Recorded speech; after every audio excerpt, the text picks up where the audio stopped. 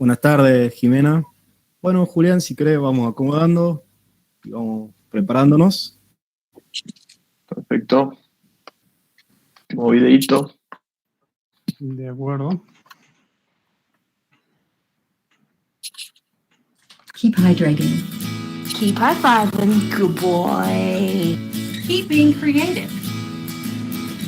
Keep coding. Keep solving. Keep planting.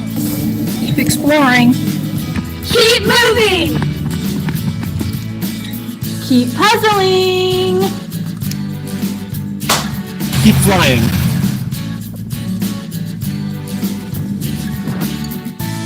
Keep gardening. Keep rocking. Keep riding. Keep Taco Tuesday.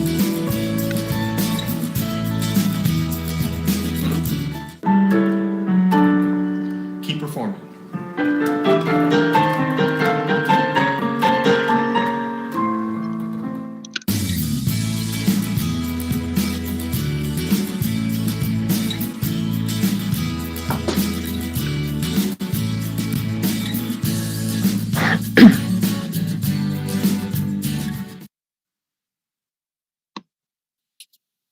Perfecto. Bueno, primero, muchísimas gracias a todos por asistir, a estar hoy presentes, continuando con el ciclo de charlas organizadas por el capítulo de la SIG de Tucumán. Muchísimas gracias también para Julián, tener el agrado hoy de poder tenerte brindando una charla. Les cuento un breve resumen de Julián. Julián es ingeniero mecánico, egresado de la Facultad Regional de Concepción, perteneciente a la Universidad Tecnológica Nacional. Posee una maestría en Geofísica Aplicada, convención en Hidrogeología e Ingeniería Geológica.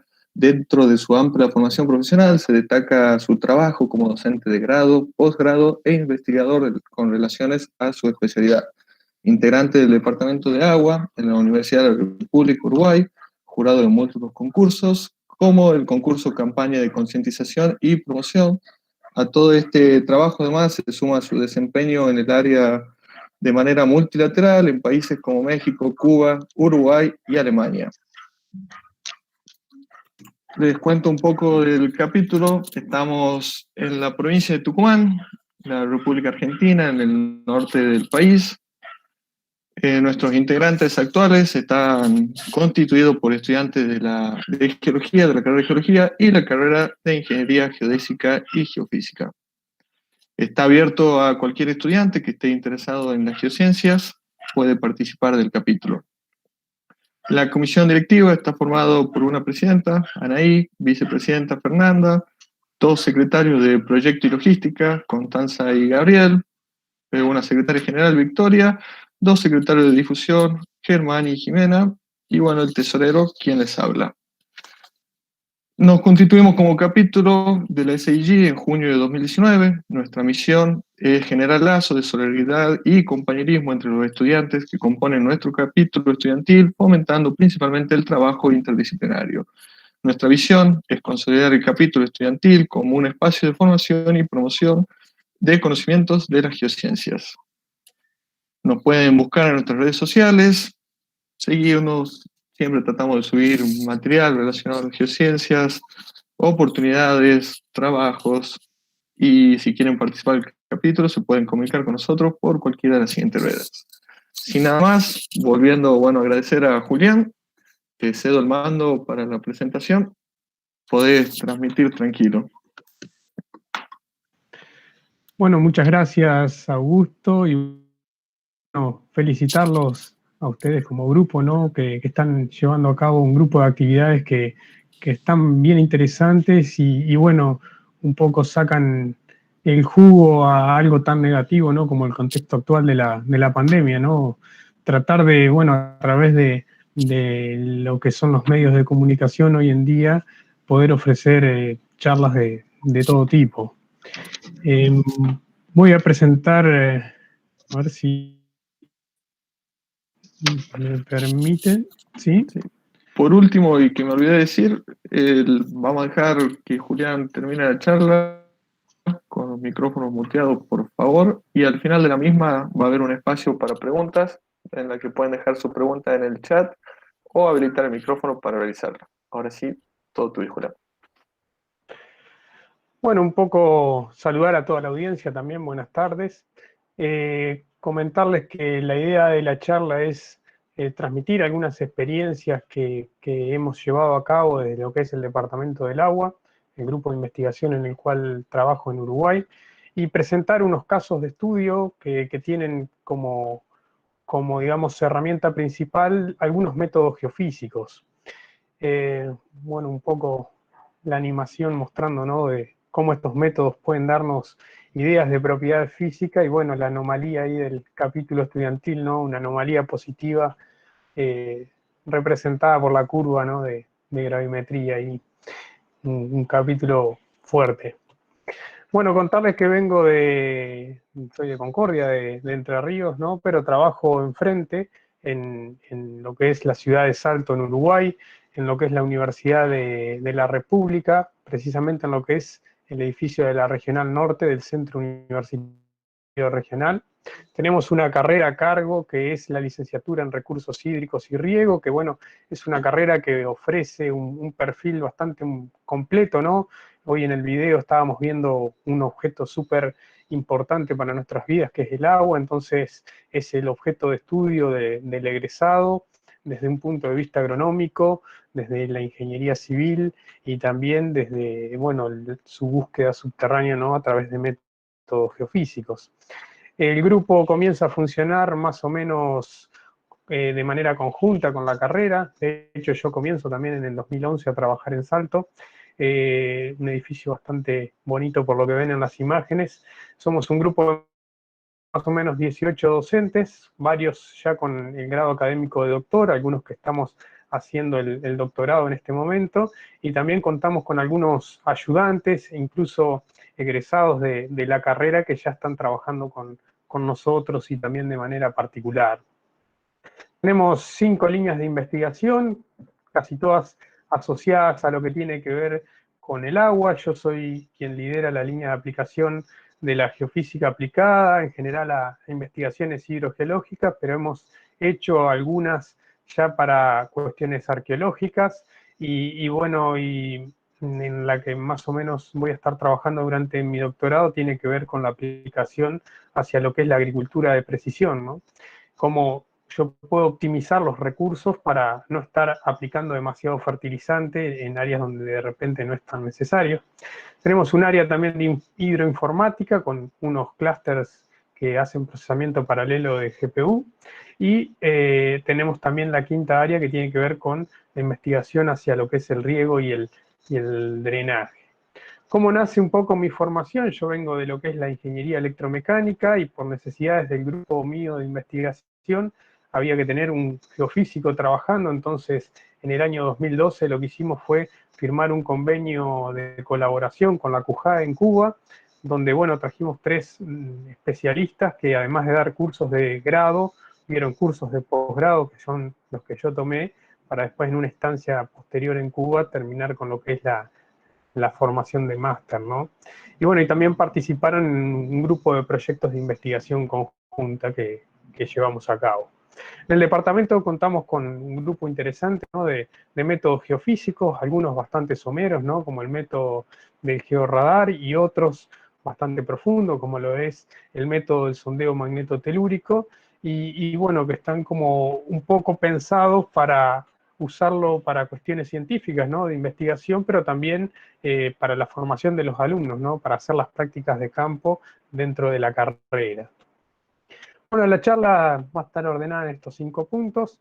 Vamos a comenzar un poco con algunas cuestiones generales, como para ver de qué vamos a hablar durante el resto de los casos de estudios, ¿no? Bueno, es un hecho, ¿no?, que a nivel mundial hay un panorama de escasez de agua, ¿no? O sea, hoy en día en Argentina tenemos un problema que es súper importante, que es una sequía, que se está diciendo ya que el verano va a estar bastante complicado, ¿no? En general, esa sequía va a afectar directamente a la producción de alimentos, ¿no? Porque el agro hoy en día prácticamente depende no sé, en un 90% de las lluvias en Argentina, me animo a decir, ¿sí? Y muchos de los cursos superficiales que podrían utilizarse para el riego, hoy en día están cada vez más comprometidos. De repente, en nuestra región tenemos muchos problemas con algas, ¿sí? Que son tóxicas incluso para la vida humana. Y sabemos, sí, que hay una fuente que podría decirse que de momento es de calidad interesante y de cantidades también, ¿no? Como para utilizar como digamos, método de almacenamiento de ese fluido que podríamos volcar para riego, para consumo humano o para abrevadero de ganado. Este agua se va a almacenar, ¿no? en distintos medios en función de la geología, ¿no? Si tenemos un medio que es de tipo sedimentario, vamos a tener un acuífero de tipo detrítico. También si tenemos un medio fracturado, ese agua, la única manera que esté almacenada ahí es que esté en fracturas de la roca, ¿no? Estamos hablando de rocas ígneas. Y en el caso de un sistema ya kárstico, donde tenemos algunas formaciones carbonatadas, no es el caso de mi área de estudio al menos, pero sí en otras zonas se puede ver, aparecen esos ríos subterráneos, ¿no? Rocas que se han disuelto y que han generado sistemas hidráulicos súper importantes porque se pueden captar muy buenos caudales, ¿no? En general, para hacer el estudio de este medio subterráneo, hay varios métodos que cuenta la geofísica, particularmente, y el que más auge tiene para investigación de aguas subterráneas son los métodos eléctricos, ¿no? Pero vamos a ver que algunos métodos más de los que figuran en esa tabla son los que van a dar algún resultado complementario para las investigaciones. Los métodos eléctricos son bastante simples, ¿no? Basan su principio de funcionamiento en lo que es la ley de Ohm, una ley que es bastante simple, que la estudiamos a veces desde la secundaria, quienes venimos por ahí de una escuela técnica, ¿no? Es cómo podemos hacer una representación, ¿no? De qué corriente se puede establecer a través de un elemento eléctrico, ¿sí? que se denomina resistencia, a partir de que le imponemos una cierta diferencia de potencial en bornes, ¿no? Es análogo a pensar, ¿no? De que tenemos un tanque de agua que tiene una cierta altura y si ponemos una manguera más fina o más gruesa, la más fina tiene más resistencia, por lo tanto va a salir menos agua que si colocamos un tubo más grueso, ¿no? ¿Por qué? Porque la manguera más finita ofrece más resistencia a ese flujo, ¿no? Que lo podríamos traducir o sea, por analogía a lo que es la corriente eléctrica. Cuando estamos hablando de una resistencia, desde el punto de vista del modelado matemático, es un prisma, ¿no? Que tiene una cierta longitud, un cierto área y un cierto material, ¿sí? Ese material va a tener una propiedad física que es la resistividad, ¿no? Podemos calcular cuánto vale la resistencia de esa, vamos a decir, sí, de ese elemento, haciendo el cociente, ¿no? Entre lo que es la diferencia potencial en un circuito eléctrico y la corriente que se establece. Y si nos vamos un poco más adentro a lo que son las propiedades físicas de esa resistencia, sabemos que es directamente proporcional a esa propiedad física, la resistividad, directamente proporcional a la longitud y inversamente proporcional al área, ¿tá? En términos generales, se puede decir que la resistividad del material, si lo despejamos de esa primera expresión, es proporcional a una constante que depende de la geometría. Si estamos hablando de este prisma, es el área sobre la longitud, ¿tá? Y si también imponemos esa diferencia de potencial y medimos la corriente que se establece, la podemos calcular aplicando esa última fórmula. ¿Por qué es tan importante esta propiedad? Porque en un medio geológico hace que la resistividad cambie significativamente la presencia, por ejemplo, del agua. El agua en un medio subterráneo podría decirse que tiene valores bajos de resistividad. Si de repente después tenemos una roca que tiene un cierto valor de saturación y una cierta porosidad, vemos que la resistividad va en aumento y si disminuye la saturación de agua dentro de esa roca, la resistividad aumenta mucho más. Por lo tanto, ver los contrastes de resistividades podría servirnos como un indicador de presencia o ausencia de humedad, ¿no? de saturación de agua. El problema es cómo hacemos para medirlo, porque cuando tenemos el prisma, lo que hacemos es, hacemos un circuito eléctrico y conectamos una pila de repente y un amperímetro y podemos medir y calcular cuánto vale la resistencia. Y después con la geometría del medio medimos la resistividad. Por suerte, a principios del siglo pasado hubo un grupo de hermanos, los hermanos Schlumberger, que comenzaron a hacer algunas pruebas en las cuales utilizaban este mismo principio físico, ¿no? El de la ley de Ohm, esa ley que es de mucha utilidad, para inyectar corriente en dos puntos que denominaban AB y hacer una medición de la diferencia de potencial en el medio, ¿sí? En dos electrodos que denominamos MN. Eso lo podemos ver en esta imagen, por ejemplo, ¿no? Entonces, hay varios sistemas de medición, depende de cómo yo coloco el electrodo AB y los electrodos M y N, voy a tener distintos tipos de dispositivos o arreglos, ¿tá?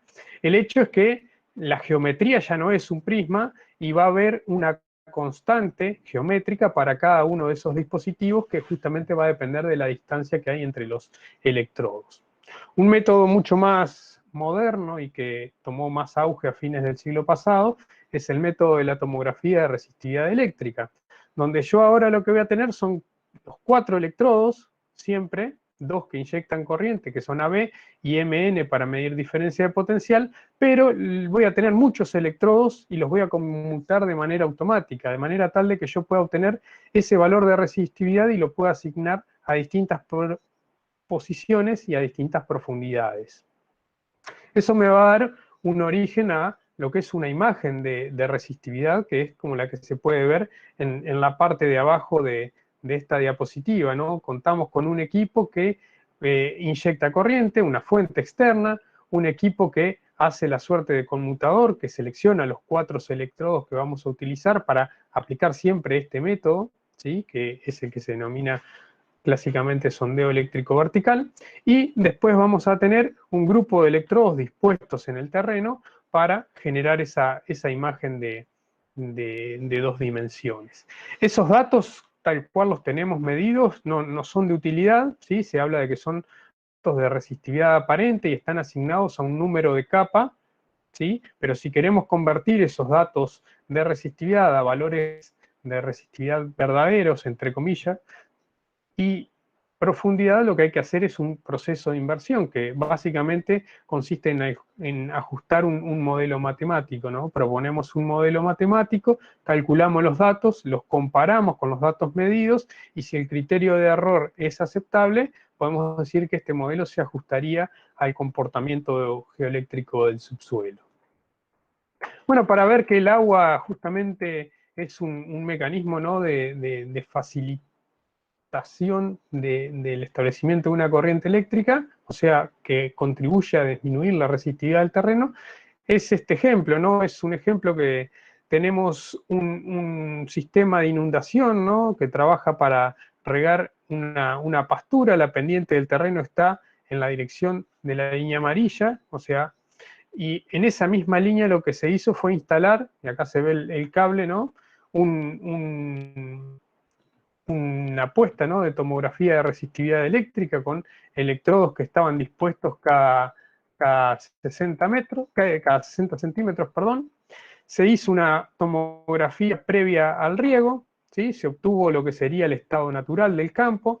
A partir de ese momento se abrieron las compuertas, se empezó a inundar el terreno. La flechita roja lo que hace es marcar, ¿sí? La presencia del agua en superficie, luego de 10 minutos, 16 minutos, 22 minutos, perdón, y 42 minutos. ¿Sí? 42 minutos fue cuando ya alcanzamos el último electrodo con agua en superficie.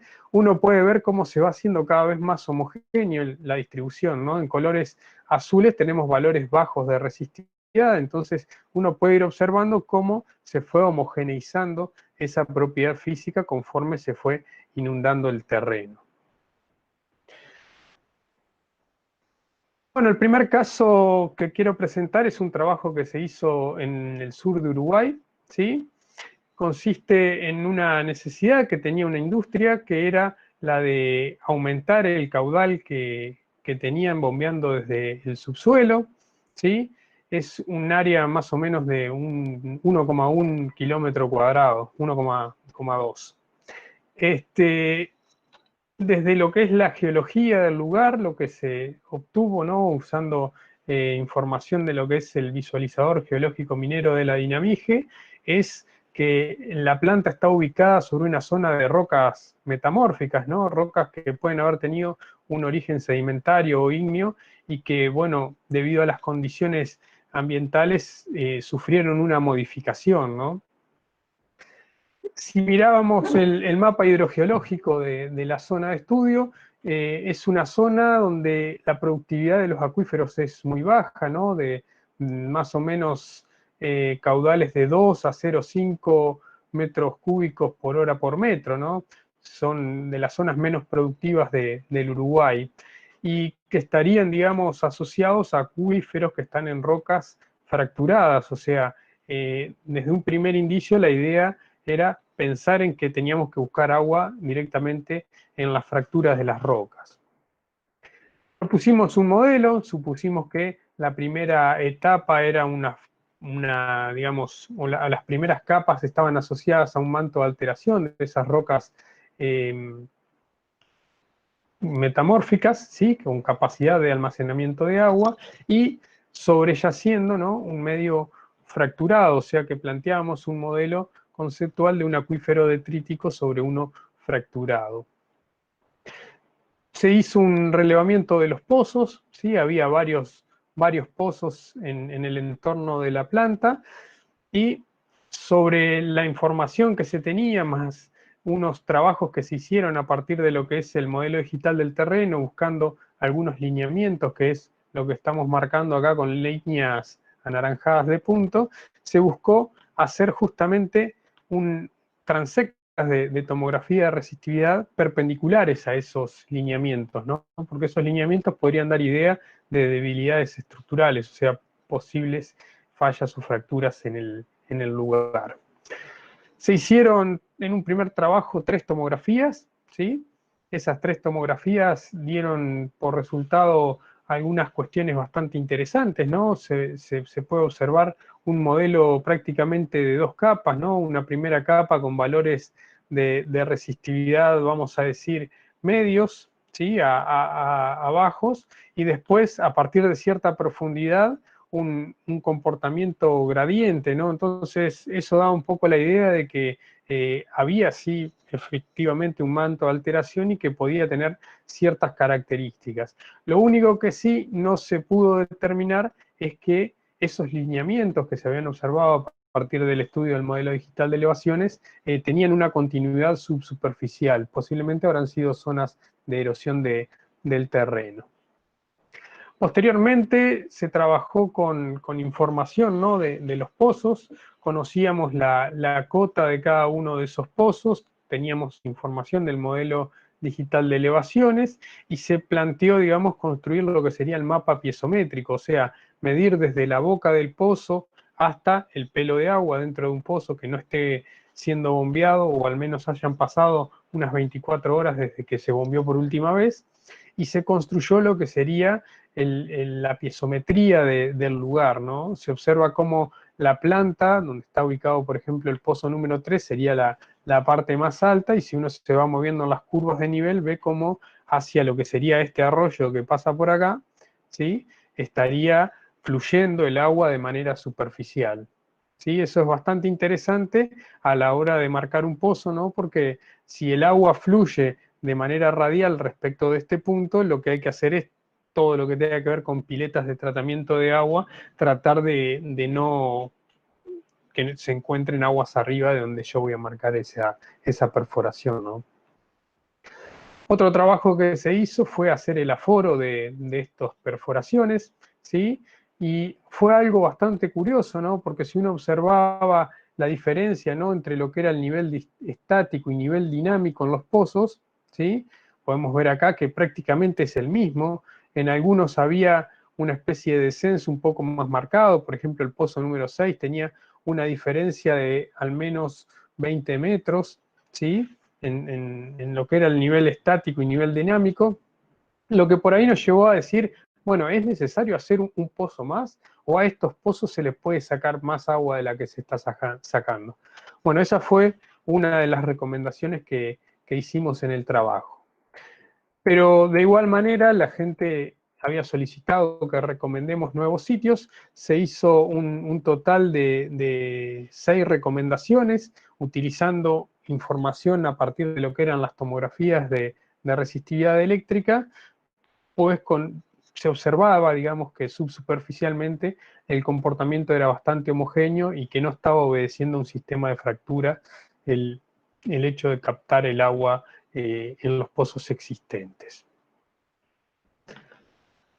El segundo trabajo también se realizó en Uruguay, ¿sí? Este es un trabajo que se hizo en el marco del IPGH, ¿sí? El Instituto Panamericano de Geografía e Historia, es un proyecto que fue financiado, digamos, por esta institución y llevada a cabo por un grupo de investigaciones de Uruguay, más una empresa de Chile y docentes de la UNAM de México.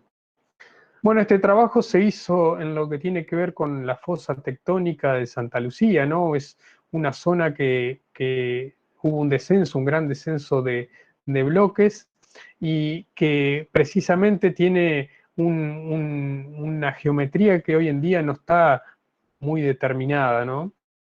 El área de estudio fue en lo que es el sector al suroeste de la cuenca, de hecho está marcado acá con rosadito, y tiene una extensión más o menos de unos 533 kilómetros cuadrados. En este caso lo que se utilizó fue el método del sondeo magnetotelúrico. Recuerden que era el método que más información nos da con la profundidad, ¿sí? No es un método en el cual inyectamos corriente, como lo es en el método de la tomografía de resistividad eléctrica o un sondeo eléctrico vertical, sino que lo que hace es medir campos naturales, ¿sí? Tanto campo eléctrico como campo magnético que inciden en la superficie de la Tierra, ¿sí? Se hace la adquisición de esos valores y después, a partir de la inversión de los datos, se puede obtener un modelo de resistividad en función de la profundidad, ¿sí? La ventaja que tiene es que como medimos en 2 direcciones, nos da información en las 2 direcciones, cuestión que para hacerlo en una tomografía eléctrica tendríamos que hacer 2 tomografías eléctricas. El otro método que se utilizó como complemento fue el de la gravimetría, ¿sí? La gravimetría es un método que parte de lo que es las leyes de Newton, ¿no? Cómo 2 masas pueden atraerse, a partir de la ley de gravitación universal, ¿no? Cómo 2 masas pueden atraerse en función del producto de sus valores, ¿no? Y de manera inversa a la distancia que las separa. El sistema prácticamente es un sistema masa-resorte, el cual se va a elongar conforme en el subsuelo existan excesos de masa, ¿no? Tenemos valores, que van a ser como normales y cuando existan excesos o deficiencias de masa en el subsuelo, va a aparecer un cambio, ¿no? En la elongación de ese resorte y por lo tanto va a aparecer una variación en lo que es el valor de la atracción gravitatoria. Recuerden que la masa que tenemos por debajo de la superficie es correspondiente a la de la Tierra. Bueno, esto es bastante interesante ya que distintos tipos de roca tienen variaciones en su densidad, ¿no? Entonces es un método que de manera directa nos puede dar un poco de información de lo que es esa propiedad física que es complementaria a la resistividad, ¿no?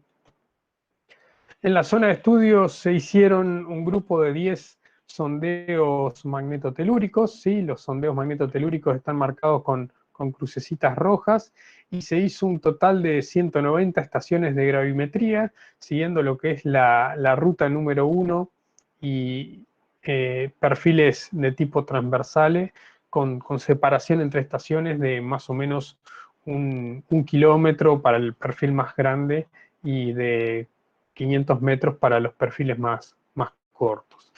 Y se utilizó como punto de control una estación un punto que está dentro de la red gravimétrica Uruguay, que está ubicada en lo que es el Cerro de Montevideo. Bueno, se muestra el mapa isobático, donde se puede apreciar, digamos, de que hay ciertas zonas con bajos gravimétricos, ¿no? Que esos bajos gravimétricos hablarían de zonas que tienen menor densidad, o sea, zonas donde la roca podría estar constituida, ¿no? Por rocas sedimentarias, mientras que en las zonas de alto gravimétrico podríamos tener lo que es el basamento cristalino, o sea, rocas ígneas más en superficie. Entonces, un poco la idea de este mapa es que nos da una idea de cómo se estaría comportando desde zonas altas, que serían los colores más rojos, a zonas más profundas, donde encontraríamos el basamento cristalino.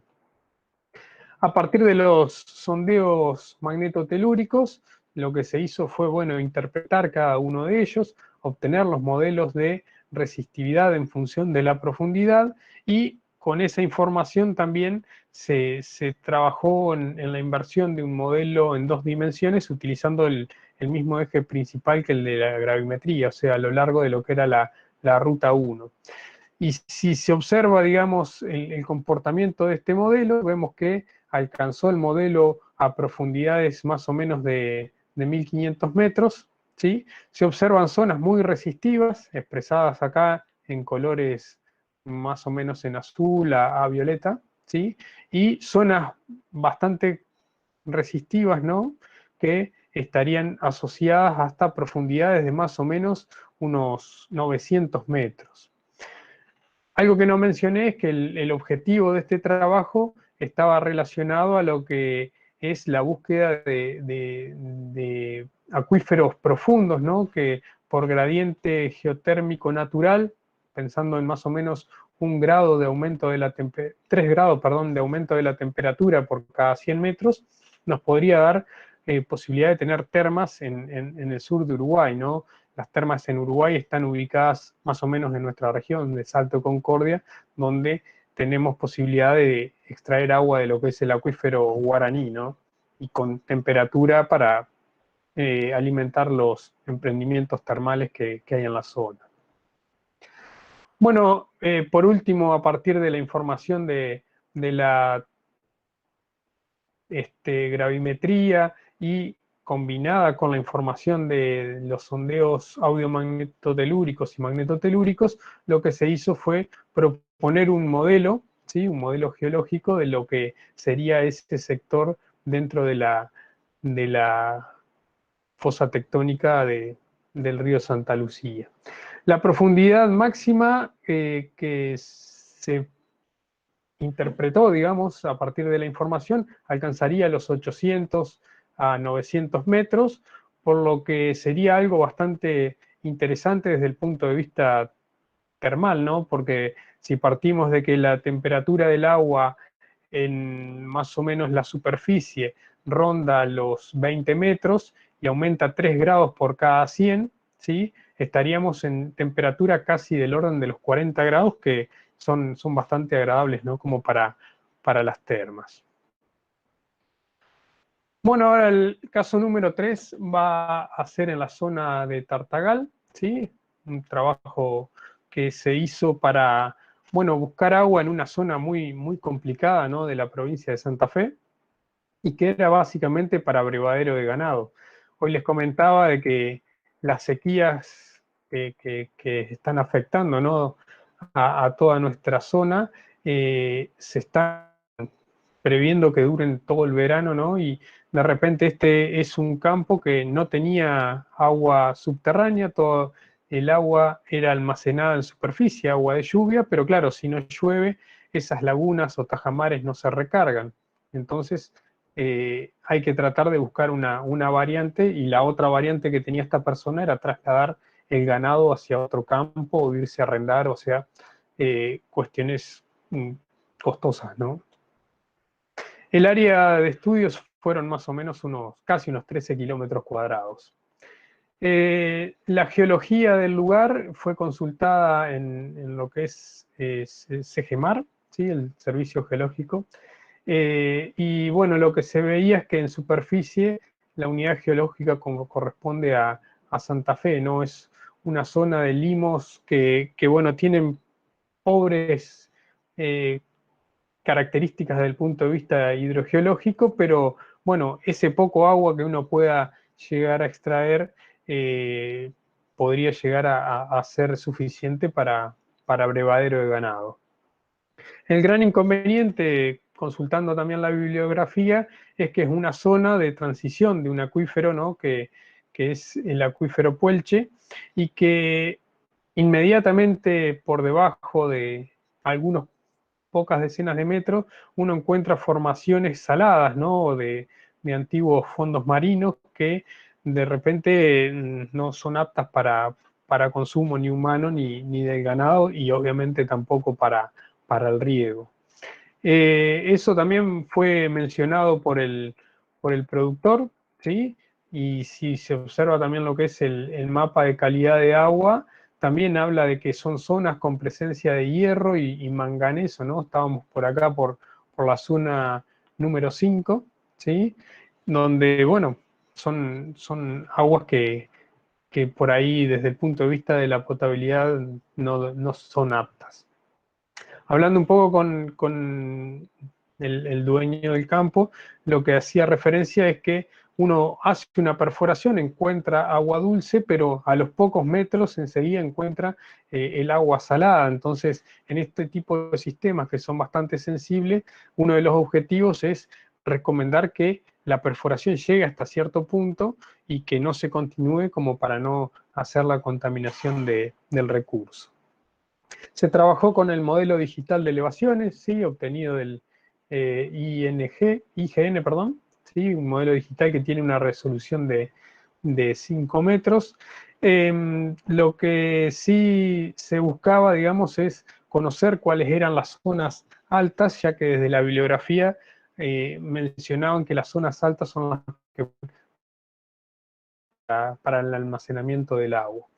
Lo que se puede apreciar en el modelo digital es que era como una zona bastante llana, y de hecho en terreno uno veía que el campo no tenía nada, o sea, no tenía lomadas, no tenía prácticamente nada. Bueno, la tomografía número 1 se hizo en el campo de enfrente, ¿sí? ¿Por qué? Por algo que es tan importante como tener un dato paramétrico cuando uno hace una investigación de este tipo, que es decir, bueno, ¿qué características físicas tiene el agua? ¿Sí? O el acuífero en este caso.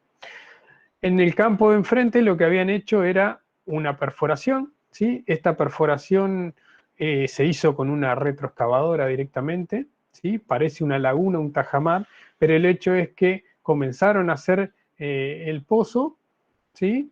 Empezaron a hacer el pozo, un pozo seco, seco, seco, seco, hasta que más o menos a los 7 metros de profundidad y por esta zona que estaría hacia el fondo, lo que encontraron fue una vertiente de agua que rápidamente llenó todo el espejo de agua que se ve en la foto. Y un indicador que está bastante interesante es que tiene como camalotes, ¿no? Entonces un agua que si tiene plantas viviendo ahí, de repente no es tan salobre, ¿no? Esta es la imagen de resistividad que se obtuvo. Más o menos la laguna coincidía con la progresiva 190, 200, dentro de la imagen de tomografía eléctrica, ¿sí? Y se veían valores de resistividad más o menos del orden de los 10 ohm metros, ¿sí? Esos valores son valores muy bajos en general cuando uno hace la búsqueda de agua, y también se veían valores súper bajos, ¿sí? A partir de más o menos los 15 metros hacia abajo. Uno ve en esta imagen, ¿no? un contacto bastante fuerte, ¿no? Entre valores de resistividad del orden de los 10 hasta valores prácticamente del orden 1, o sea, valores que se asocian justamente a la presencia de agua salada. Bueno, en esta imagen se ven el resto de las tomografías realizadas, ¿sí? Se hicieron 3 tomografías dentro del campo, y bueno, se las presenta cada una de ellas superpuestas en una imagen, ¿no? de Google. No se encontró un comportamiento a simple vista, ¿no? Similar al del campo de enfrente. De hecho, esta capa de 10 ohm metros que habíamos visto para lo que era la tomografía paramétrica no la alcanzamos a medir en ninguna de las tomografías que se realizaron, ¿sí? Este es el caso de la tomografía número 2, ¿sí? Un perfil que tiene 2 capas nuevamente, una de valores del orden de 2,5 1,4 metros, seguido de la capa de baja resistividad, ¿sí? Este es el caso de la tomografía número 3, una capa que tiene un comportamiento muy similar. En superficie acá se alcanza a ver una zona, ¿sí?, de resistividades que llegan casi a los 5 metros, ¿sí? Fue una de las zonas que se recomendó para perforar. De hecho, acá se puede ver la perforación. La perforación fue en verdad marcada o aconsejada más o menos acá, donde el espesor de esta primera capa es mayor, ¿sí? Pero el propietario decidió hacer más honda esta laguna, que cuando nosotros fuimos estaba seca completamente, ¿sí? Hicieron un pozo de más o menos unos 10 metros, ¿sí? 8 a 10 metros, y se ve clarita, ¿no? El agua, es agua de vertiente, no agua directamente del acuífero. En el caso de la tomografía número 4, lo que estuvo interesante fue ver los valores de resistividad aparente en el terreno, ¿sí? Había zonas donde se veían valores de resistividad, como se ve acá, aparente un poquito más altos, y entonces lo que se hizo fue clavar una estaca directamente en el terreno como para indicar el punto recomendado para hacer la perforación, ¿sí? Fue más o menos acá, que no se alcanza a ver, pero es la estaca número 10. Y coincidía, digamos, con una zona donde aparecieron unos valores por encima de los 5 ohmmetros. ¿Tá? Eso es más o menos en esta posición. De hecho, hicieron una perforación, y es como todo, ¿no? A veces el vecino hace algo y como le dio resultado, lo copio. Hicieron con una retroexcavadora un pozo, pero enorme. De hecho, la gente me comentaba que da impresión ver estos 12 metros de profundidad. Y bueno, que justamente coincidía con esa zona, ¿no?, de alto resistivo dentro de la resistividad, de la imagen, perdón, de resistividad, y bueno, se ve claramente el espejo de agua que se generó.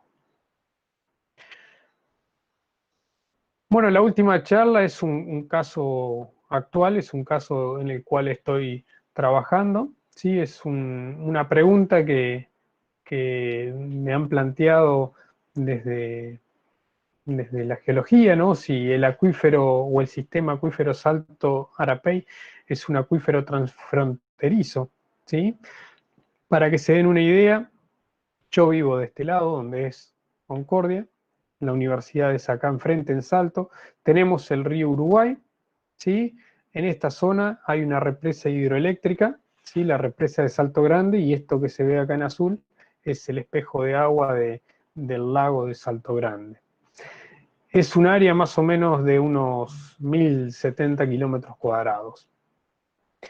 En esta zona lo que tenemos es un sistema bastante complejo, ¿no? Tenemos posibilidad de captar agua para riego en diferentes sitios, ¿no? Tomar agua directamente del río o del lago, generar represas en superficie, ¿sí? Hacer captación de agua subterránea a partir de pozos que están por encima de lo que son los basaltos de Serralleral, ¿sí? o formación Arapey, como se llama en Uruguay. O también podemos hacer un pozo que tiene una profundidad de 1200 metros, ¿sí? Para alcanzar a lo que es el sistema acuífero Guaraní, que estaría por debajo de unos 1000 metros de coladas basálticas, ¿sí? Obviamente ese pozo no lo hace cualquiera, son pozos que hoy en día cuestan como $2 millones y se están utilizando, digamos, para inversiones, para emprendimientos tipo turísticos, ¿no? Bueno, en cuanto a la geología, ya hice un poco referencia, pero tenemos un sistema donde hay rocas sedimentarias en superficie, que es una formación que se denomina salto, que tiene características hidrogeológicas interesantes, más que nada del lado de Argentina, ¿no? Que con respecto a lo que es Uruguay, porque los espesores en Uruguay son mucho más pobres. De hecho, recién en la zona sur de lo que es la ciudad de Salto, al suroeste, es donde se alcanzan más o menos unos 50 metros de de potencia de la formación Salto. Y por debajo de ella, en general, tenemos dos paquetes, uno que es un limo arcilloso, que sirve de suerte de sello, ¿no? para lo que es el acuífero superficial. Después tenemos formación Guichón, pero es una zona muy pequeña, ¿sí? Es una formación sedimentaria también de origen cretácico, al igual que lo que son los basaltos de formación Arapey, ¿no? Estos basaltos tienen la característica, y son bastante interesantes en el Uruguay, de que como se encuentran con una condición, y que se puede ver en la bibliografía, ¿no? De estar alterados y con ciertos niveles de fracturamiento, incluso con algunos niveles de arenisca interestratificado, tienen por ahí la característica de que almacenan mucha agua, ¿no? Entonces, es de interés del lado uruguayo hacer perforaciones buscando justamente esas fracturas en el basalto para asegurar los caudales. Bueno, de trabajos antecedentes, como fue por ejemplo mi tesis de maestría, hay datos descriptivos, ¿no? de la variación de la propiedad física, en este caso la resistividad, para las distintas formaciones de interés. Formación Guichón, como ocupa tan poco área, no teníamos datos obviamente para hacer el tratamiento estadístico, pero sí ver cómo hay una diferencia, al menos en los valores de las medias, de lo que es la formación Arapey no masiva, o sea, aquella que tiene propiedades colectoras para agua, de la masiva que tiene nulas a muy pobres propiedades colectoras. La propiedad física, si se plantea que es una variable regionalizada, se puede interpolar y generar mapas a distintas profundidades. Esto también fue un producto de la tesis mía de maestría. Sabemos que, si miramos la gráfica anterior, ¿no? Por encima de los 70 metros más o menos ya tendríamos una formación Arapey masiva, ¿no? Algo que no tiene propiedades colectoras para agua, y si hacemos estos mapas a distintas profundidades, ¿no? O a distintos niveles sobre el mar, vemos que a los 20 metros toda esta zona sería como una zona impermeable, o sea, el piso del acuífero. Si nos vamos mucho más abajo, vemos cómo se vuelve rojo, ¿no? Rojo del orden de los 70 metros hacia arriba.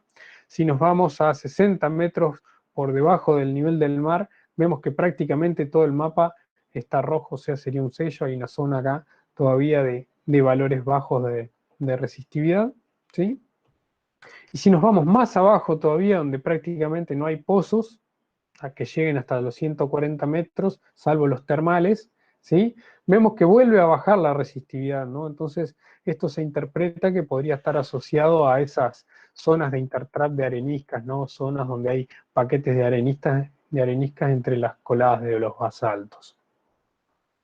Bueno, se ve acá un perfil interpolado también y en dos dimensiones, ¿no? Alcanza más o menos una profundidad de 240 metros. Vemos una capa, ¿sí? de alta resistividad, del orden de por encima de los 70 metros, que se interpretaría como el sello de nuestro acuífero de interés. Recuerden que los pozos no llegan a más de 100 metros de profundidad, ¿no? Y acá se ve bastante evidente como a cero, o sea, si esto es 100, esto es 60, más o menos hasta 0, 60, 0 y 60 metros, que es la profundidad que en general se observan en los datos de perforaciones. Bueno, y hay un poco la interpretación de que este bajante en la resistividad podría estar asociado a zonas, ¿sí? Donde hay agua subterránea y que hoy en día no se está explotando. Bueno, el método de la tomografía se está utilizando también para cubrir algunos huecos que no se cubrieron en la tesis mía de maestría. De hecho, los puntos en amarillo son zonas de datos nuevos, y del otro lado del río tenemos zonas donde se están generando también datos como para hacer una correlación, ¿no?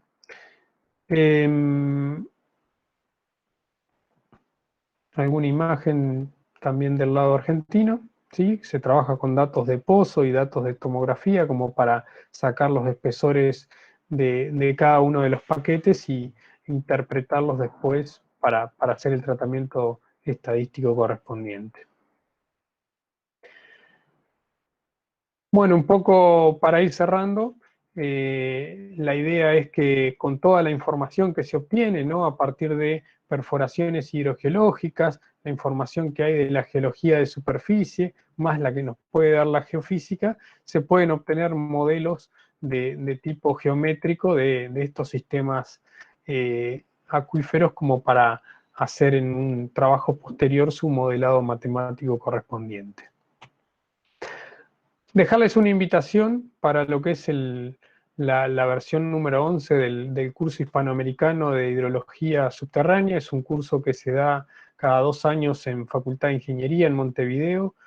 Se tendría que estar dando en este momento, pero bueno, por el contexto actual de la pandemia se lo ha pospuesto para el 29 de marzo. Queda el link del curso como para que quien quiera buscar más información está bienvenido. Nada más que decir, agradecerles a todos por su atención y bueno, quedo a las órdenes para las preguntas que hayan surgido durante la charla. Muchísimas gracias, Julián. Muy interesante, la verdad, toda la charla. Invitamos a los que quieran realizar alguna consulta, alguna duda. Y agradecerte de vuelta, Julián. No, por favor, a las órdenes. Un gusto. ¿Se puede preguntar así de una? Pregunte, Sí. pregunte. Sin problema. Hola, ¿cómo va? Bueno, me llamo Isidoro, soy de La Plata y tengo un par de preguntas. La primera para hacerte es, bueno, a lo largo de la charla estuviste contando varios métodos, lógicamente, hablaste de magnetotelúrica, geoeléctrica, y preguntarte si esas cosas las desarrolla el mismo grupo de personas o el mismo grupo de geofísicos, digamos, o trabajan con gente en particular especializadas en cada una de las áreas, digamos. Y la segunda es preguntarte, al menos acá en La Plata no se habla mucho de geoeléctrica, sí tenemos materias, pero no hablamos mucho de la salida laboral y demás. ¿Tenés conocimiento si hay alguna tendencia de que esto va en aumento, en disminución, si está sujeto a los gobiernos estatales o está creciendo en cuanto al ambiente privado y demás? O sea, una tendencia de expansión de la explotación de geología hídrica o geofísica hídrica. Bueno, tenía esas dudas. Bien. Bueno, en general con el grupo de Salto trabajamos con gente de Facultad de Ingeniería, de hecho con el grupo se llama GHS, ¿no? Grupo de Hidrología Subterránea. Es un grupo que también cuenta con algunos equipos, de hecho el equipo de TEDEM es de ellos, el que había puesto en la primera diapositiva, el magneto telúrico es nuestro, pero generalmente cuando ellos requieren de algún equipo, como ser el de sísmica, ahora está en Montevideo, y el de tomografía también, y nosotros tenemos el TEDEM, o sea, trabajamos bastante en sintonía en ese sentido, ¿no? Para no estar duplicando el equipamiento. En el caso de las mediciones de gravimetría que les comenté, no contamos con equipo, sí hemos hecho alguna experiencia solicitando la colaboración de ANCAP, ¿sí? La petrolera de Uruguay, que nos ha prestado equipamiento para algunas prácticas de campo, pero el trabajo que presenté, la adquisición la hizo la empresa de Chile, ¿no? Ellos trajeron el equipo e hicieron todas las estaciones. En cuanto a lo que es Argentina, bueno, yo he trabajado muy poco en Argentina porque de hecho la mayoría de las investigaciones la he realizado en Uruguay. He visto algunas empresas ya trabajando, ¿no? en esta temática, pero que en general creo que están asociados como a la zona más al sur, en la zona de Neuquén también, ¿no? Que bueno, por ahí tienen aplicaciones, vamos a decir, que tienen más rédito, ¿no? Como la minería y el petróleo. Claro. Nos han invitado a colaborar en alguna cuestión ambiental, pero bueno, todavía no hemos tenido éxito. Lo que sí, yo, desde lo que fue el inicio de la pandemia y de vamos a decir, del cierre de las fronteras, no he podido ir a Uruguay por lo que empecé a hacer algunos trabajos acá. De hecho, el último trabajo que les estaba mostrando vamos a decir, este estudio de si el acuífero es transfronterizo o no, porque tenemos esa barrera natural, ¿no?, que es el río Uruguay, lo estoy haciendo yo, digamos, como si se quiere, investigador independiente, ¿no? De igual manera, el grupo de Salto de a poco ha podido comenzar y el de Montevideo, ¿no?, a hacer tareas de campo para bueno, seguir generando datos, ¿no? Bien, muchas gracias.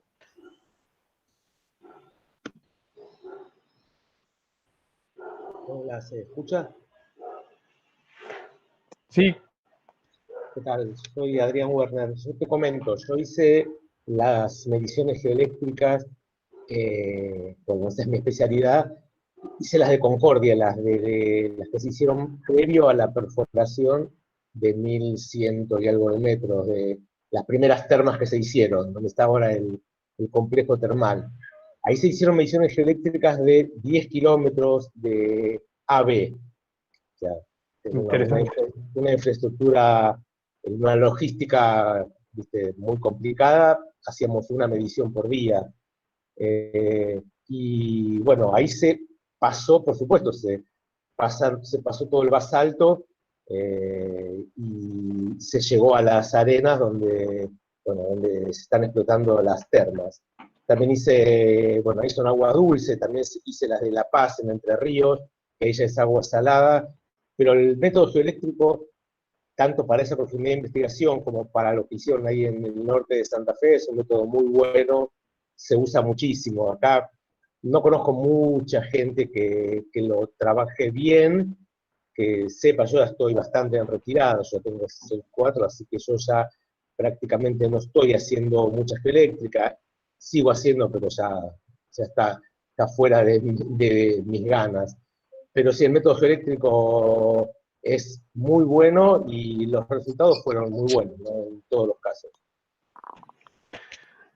Bueno, qué interesante y un gusto, bueno, también conocerlo, ¿no? Porque has estado por mis tierras un poco trabajando y creo que podríamos estar en contacto un poco para compartir algunos datos y eso. Yo estuve buscando, al menos en la bibliografía, y para no repetir, digamos, esos sitios, tratar de usar la información, pero hay muy poca cosa publicada, ¿no? Entonces, estoy terminando ahora de construir los cables para hacer sondeo eléctrico, ¿no? Porque de repente salir a hacer tomografías es como más costoso para algo que estoy haciendo como a pulmón, ¿no? Entonces, la idea es hacer sondeos con una B de 200 metros aproximadamente, porque solo me interesa llegar al paquete sedimentario, ¿no?, al suprabasáltico. Pero sí, interesante, ¿no?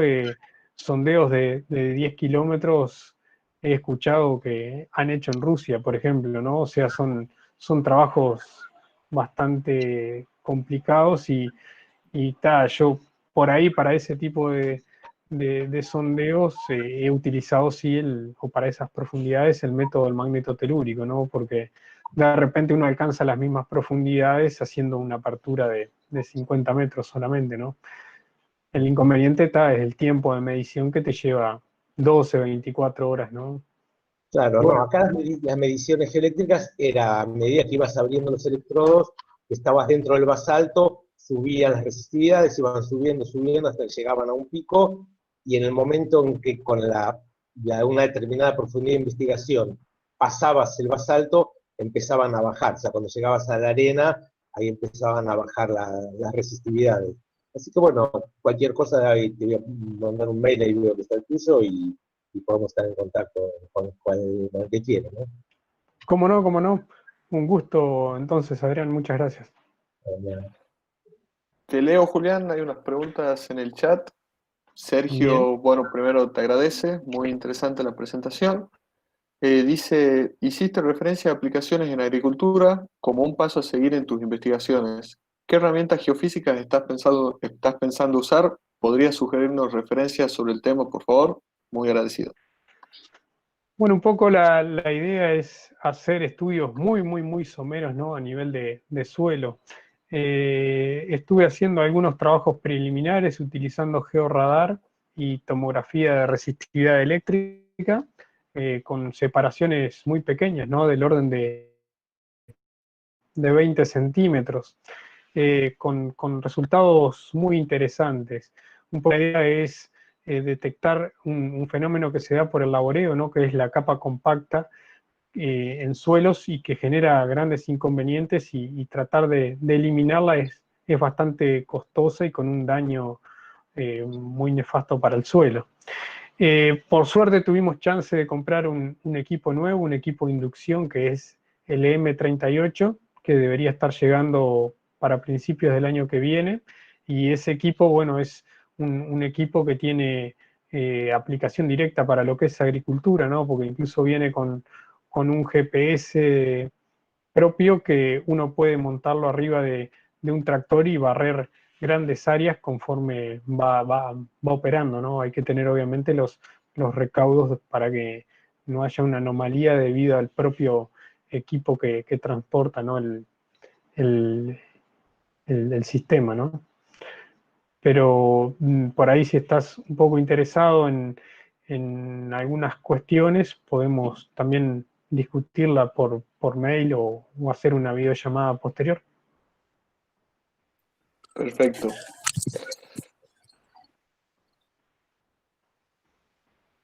No, pensé que estaba por hablar. Sigo, no sé, Sergio, si quieres decir algo. Sí, Augusto, disculpa. Julián, ahora conseguí conectarme al al micrófono. Gracias por la charla y por estos datos. Sí, me interesa mucho el tema. Si después es posible, un email y conversamos sobre la cuestión. Te agradezco. Sí, con gusto. Bueno. Quedó ahí el correo, creo que todavía está presentándose. Sí, ahí lo anoto y te escribo. Me avisan si prefieren que la cierre, porque quedé ahí, recién me doy cuenta que se está presentando. Ya. Como prefieras, Julián. Hay otra consulta de Carlos, también te agradece por la presentación, felicitaciones. Te pregunta, con respecto al primer caso de estudio, ¿tuvieron alguna evidencia de la presencia de las lineaciones interpretadas más allá del DEM? Lo comento porque sería interesante aprovechar la uniformidad del relieve para hacer un mallado electromagnético BLF, FDM, etcétera, que también son excelentes para complementar esos datos ERT que se presentan en ambientes fracturados. Bueno, en ese caso no se evidenció desde la interpretación, ¿no? De las tomografías, y por ahí utilizar métodos de inducción, ¿no? Como el BLF o el FDM. Es complicado en ese sector porque hay mucho ruido electromagnético, ¿no? Estamos al lado de una industria y de repente es como un ambiente un poco nefasto, ¿no? Sí estaría bueno utilizarlo por ahí en una zona alejada, ¿no? Como para verificar si la metodología es útil, ¿no? Buscar los lineamientos con el DEM y después buscar su continuidad subsuperficial con los otros métodos. En Salto y bueno, en Concordia, un poco uno de los objetivos de un proyecto de investigación que estamos ejecutando, que es para el mismo acuífero Salto Arapey, una de las tareas es tratar de buscar que los lineamientos que se observan en el terreno tienen continuidad subsuperficial. Ahí sí hemos encontrado algún caso que con la tomografía de resistividad eléctrica se observa, ¿no? Esa zona fracturada, pero bueno, era la idea este año generar más datos de ese tipo y bueno, estamos un poco trabados, pero seguramente la combinación con métodos electromagnéticos siempre nos va a dar una mejor respuesta, ¿no? Perfecto. Después hay dos preguntas más y después vino otra de Carlos, seguimos con la de Carlos. Dice, la segunda pregunta tiene que ver con el gradiente geotérmico que mencionas ¿Existen investigaciones para evaluar el potencial geotérmico de los basaltos profundos más allá del uso turístico para uso energético? Bien, hay algunos trabajos, pero que se están ejecutando, de hecho, en lo que es la fosa tectónica de la Laguna Merín, ¿sí? Como para ver si hay posibilidades a mayores profundidades. El hecho es que los máximos en cuanto a porque como es una zona muy tranquila, ¿no? El Uruguay no estamos en una zona cerca de vulcanismo, las profundidades que vas a obtener ahí, o el gradiente que vas a obtener es por gradiente natural, que está más o menos en esos valores según la bibliografía, y la profundidad máxima que se observó en la cuenca alcanza los 2.500, los 3.000 metros, o sea, siempre vas a tener baja entalpía, ¿no? No creo que en Uruguay exista algún reservorio como para utilizarlo como fuente, ¿no? Para generar energía. Perfecto. Florencia te pregunta qué software se utiliza para el procesamiento de datos geoeléctricos, gravimétricos y magnetotelúricos. Bien, para los datos de geoeléctrica, cuando utilizamos SEV, usamos el IP2Win, es un software bastante conocido, ¿sí? Que es de la Universidad de Rusia. Para los datos de tomografía de resistividad eléctrica usamos el RES2D-IM, ¿sí? De Geotomo. Para los datos de magnetotelúricos tenemos un software de SOND, ¿sí? Son software que todos vienen con una llave, ¿no? Que nos permite hacer inversiones 1D. Y después para gravimetría, como no tenemos equipo, no contamos con software para hacer las inversiones. Ya nos han enviado directamente los datos invertidos, ¿no?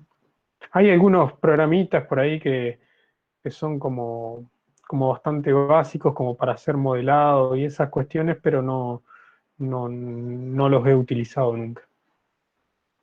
Perfecto. Verónica pregunta, ¿hasta qué profundidad se puede obtener agua a través de los pozos? En provincias del oeste de la Argentina, como La Rioja, que todo el agua se obtiene a través de perforaciones, ¿cada cuánto es recomendable hacer estudios para conocer el agua disponible en el subsuelo? Gracias, excelente la exposición. Gracias. Bueno, en cuanto a la profundidad, es muy variable en función de la geología, ¿no? Acá yo hacía referencia, ¿no?, a lo que es el acuífero Guaraní, que uno puede encontrar agua a más de 1.000 metros de profundidad, ¿no? Y con temperatura del orden de los 45 grados, y incluso con surgencia natural, o sea, no hay que bombear ese agua, es un acuífero que es confinado y el agua se encuentra a presión. En el caso de La Rioja, no tengo experiencia, digamos, no he ido y me gustaría ir. Así que, bueno, será cuestión de tiempo. Conozco, sí, a una persona que podría tener algo de información porque trabaja con nosotros, es Jorge de los Santos, y bueno, ya está como jubilado, retirado, pero sigue, digamos, un poco en actividad privada, entonces por ahí de repente con él se podría consultarlo, ¿no?, para ver estas cuestiones. ¿Cada cuánto es recomendable hacer el estudio? Bueno, eso va a depender también de la geología, ¿no? Si estamos en una cuenca sedimentaria donde tenemos una estratificación plano paralela y es todo como muy tranquilo, como decían mis profesores de Cuba, o sea, no hay grandes fenómenos de tipo tectónico o estructurales, bueno, capaz que hay que hacer muy pocos puntos, ¿no? Porque con algunos datos uno ya podría modelar esa cuenca, porque ya tiene, digamos, conocimiento de su comportamiento. Ahora, en una zona donde hay una variabilidad interesante, ¿no?, o por ahí estamos haciendo la búsqueda de agua en fracturas, ahí el estudio ya tiene que ser con un poco más de detalle, ¿no?, con más nivel de detalle. Entonces, bueno, hay que tomar un criterio, ver qué escala de trabajo voy a utilizar, ¿sí? Siempre hay que pensar un poco si yo estoy buscando la aguja en el pajar o si estoy buscando primero el pajar para después buscar la aguja en el pajar. Entonces, dependiendo de la escala de trabajo en la cual yo voy a trabajar, es la cantidad de estudios que se recomienda hacer. ¿Qué es lo que se recomienda en general? Bueno, tratar de optimizar los estudios, no hacer estudios por todos lados porque si no se va a encarecer el presupuesto, ¿no? Entonces tratar de trabajar con información extra, ¿no? Del modelo digital del terreno, trabajar con información geológica, conseguir información de pozos existentes, es un poco lo que me va a dar una idea de por dónde buscar y qué es lo que tengo que buscar. Perfecto. Ahí Adrián también nos aporta, dice que realizó mucha geoeléctrica en el Valle Antinaco, el de los Colorados. Toda esa zona dice que se abastece de pozos de 100 a 150 metros.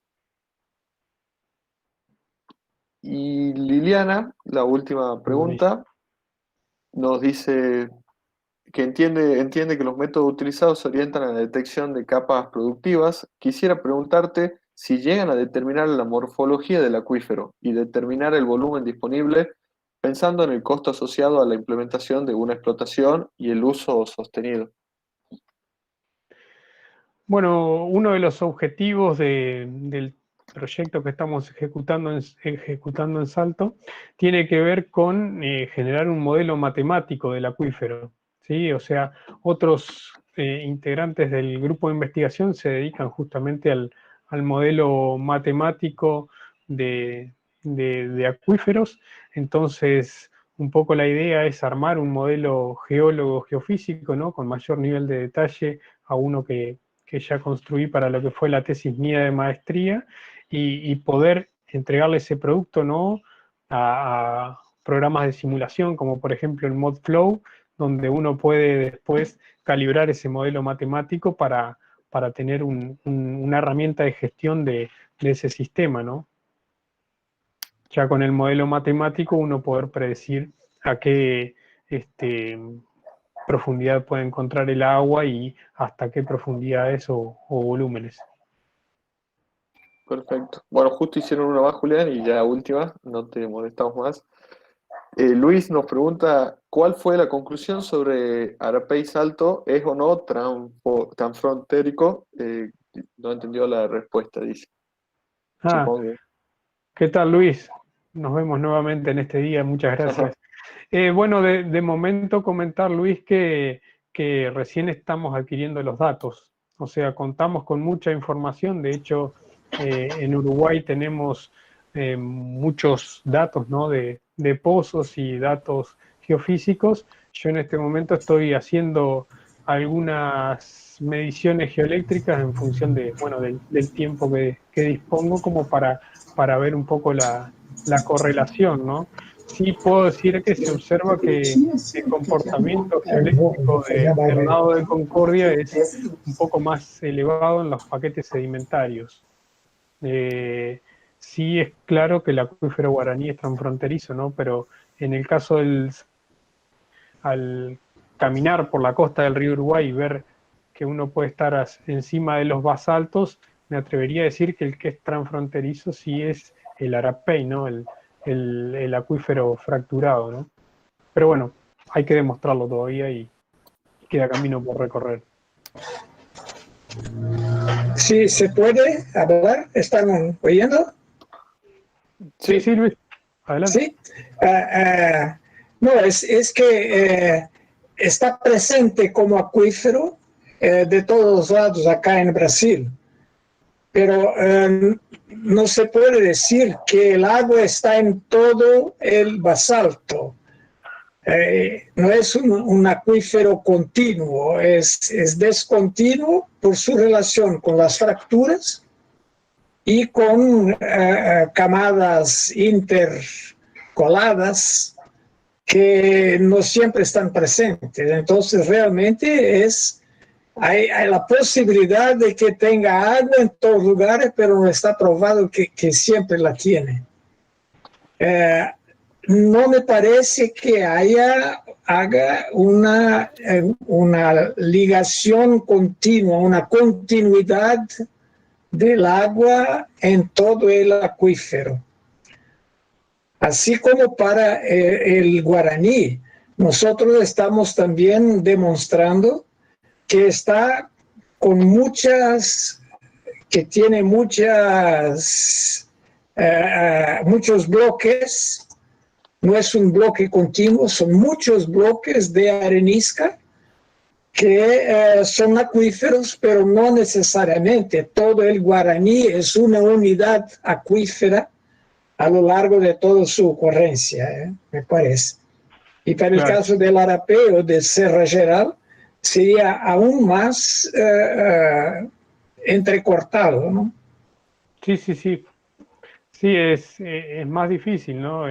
Yo calculo que hacia el sur, digamos, donde está el acuífero Mercedes, que uno puede encontrar un paquete sedimentario más importante, ahí podría tener un poco más de color, ¿no? La cuestión de decir que es transfronterizo, pero acá en esta zona donde estamos prácticamente arriba del basalto y partiendo, ¿no?, de la premisa de que para que el basalto tenga agua tiene que estar alterado o fracturado, bueno, solamente habría que pensar en si las fracturas que están cartografiadas en Uruguay tienen continuidad hacia el lado de Argentina, ¿no? Ahí está, gracias. No, gracias a usted, Luis. Buenísima aula, ¿eh? Bueno. Parabéns. Muchas gracias, Luis. Liliana pide un momento para hacer un breve comentario. Con gusto. ¿Qué tal? Buenas tardes. Brevemente, porque bueno, me interesa, muy interesante la exposición. Lo que quería era un poco resaltar esta cuestión de que mencionaba sobre la importancia de la geología en la búsqueda de agua, de acuíferos. Pero ahí solamente para tener en cuenta, si bien es importante lo que, de acuerdo a este concepto de ciclo hidrológico, es importante también tomar en cuenta las precipitaciones de la región, porque las recargas, tanto superficiales como subterráneas, están muy asociadas a la posibilidad de, justamente, de esa agua, ¿no? De las precipitaciones.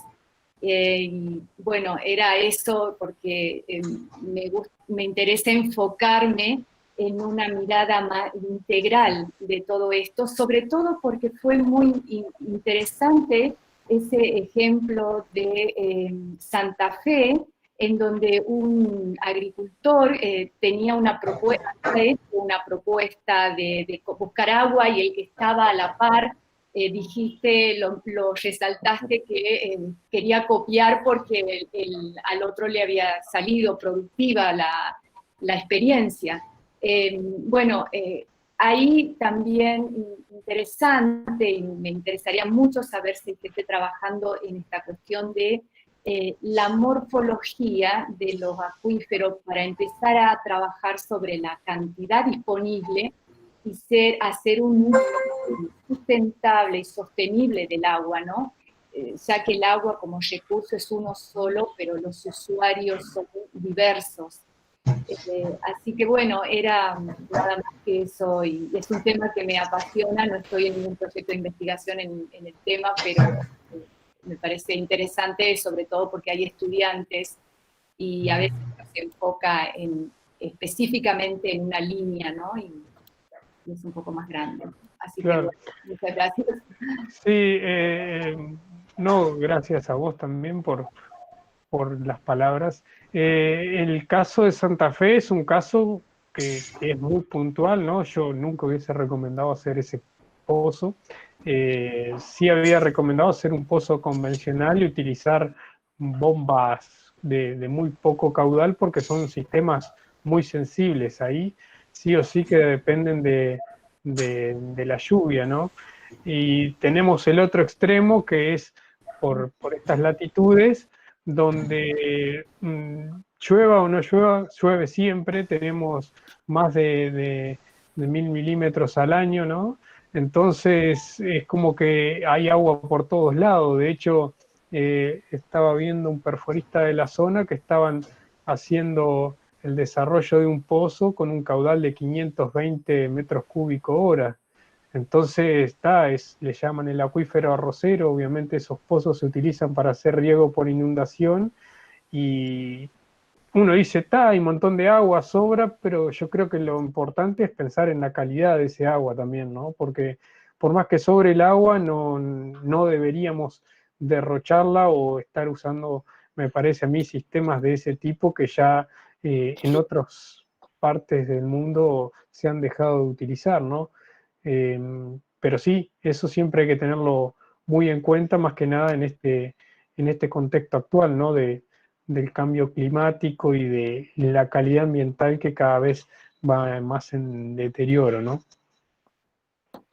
En cuanto, bueno, a la parte de la morfología y el estudio, la idea del proyecto que estamos ejecutando en Salto se llama como hacia la gestión de los recursos hídricos integrados. Entonces es un proyecto multidisciplinario que reúne geólogos, hidrólogos, gente de la química, ¿no? Para la cuestión de calidad de agua, los hidrogeólogos, que trabajan un poco en la parte del modelado matemático, y bueno, el área mía que está un poco en lo que tiene que ver con la caracterización geólogo-geofísica de esos de medios, ¿no?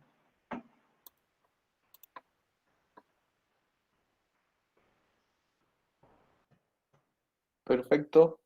No sé si alguien tiene alguna duda. Muchos agradecimientos de todas partes, Julián, en el chat. Bueno, ahí estaba leyendo un poco, vi que Adrián ya me dejó el correo, así que le escribiré a la brevedad para estar en contacto, y bueno, quedo también a las órdenes para lo que necesiten. Perfecto, muchísimas gracias, Julián. Si alguien, sí, bueno, si ya nadie tiene algunas palabras, damos por concluida la charla. Agradecimiento también a todos por participar. Si nos pueden seguir en las redes sociales. Y bueno, también de vuelta sigo insistiendo, Julián, muchísimas gracias por tomarte un tiempito, que